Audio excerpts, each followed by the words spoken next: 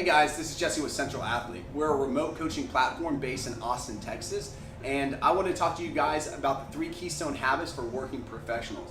And the reason why we want to put this video out is this is something that we see a lot. Our clients have hectic schedules, they have degrees of inconsistencies, and what I mean by that is they might have a couple days here in Austin, but then they're going to be traveling for business a couple days per week, then they're back, and then they're back traveling. So that's really difficult when you start to alter circadian rhythms, you start to alter lifestyle and training and nutritional schedule, because we're creatures of habit, and when you start to move and mess with that routine, it throws people off, and it really makes it more difficult for people to stay consistent. So what I want to do is I want to give you 3 simple changes today that's going to really help you stay grounded and stay consistent for long periods of time. The first change, or the first habit that I want to talk about, is planning your training. What I actually mean is taking the thoughts in your head and physically writing it down on a piece of paper or on your computer if you prefer that.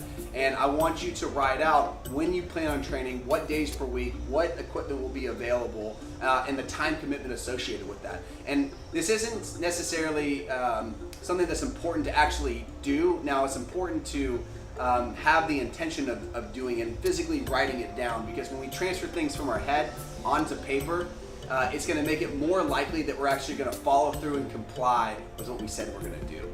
Additionally, studies show that if you block off time in the morning, you have greater chances of actually complying and getting the workout done. And some of the rationale from the study that this came from was that things can interrupt your day. So, from at home, a kid gets sick, and then I gotta go pick up some medication at Walgreens, and then I gotta then drop off another kid at school, and all these things kind of get ahead of it. And then by the end of the day, then you're just kind of tired, and then excuses come on in. So if you can prioritize this and set this up as an appointment with yourself that you're gonna maintain and you're gonna stick to, that's gonna be one of those clinical pearls to really help you be consistent for long periods of time.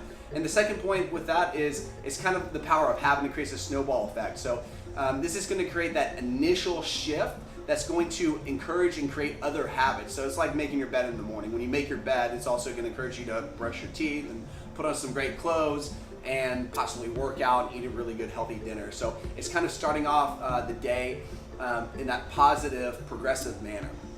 The second thing that I encourage people who have this hectic schedule is plan your nutrition. I actually challenge my clients to write me out a whole week, and again, I don't care if they actually eat this, but tell me when you're eating, where you're eating, if you're going to be, say, flying during mealtime.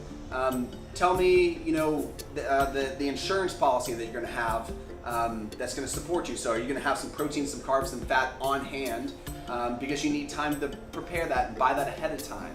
So again, where you're eating, what types of food, and having that strong insurance policy. One thing that we know is very clear is that when clients have drops in blood sugar, that's when people tend to make poor choices, and they are just like, oh man, I'm starving, I need to get something in, I'm feeling myself get tired, I'm not very mentally acute right now, and I just need to get something quick and fast. And so that's where we're going to resort to not the best option for airport food or some sort of like snack from a gas station. And the third habit is going to bring a water bottle wherever you go.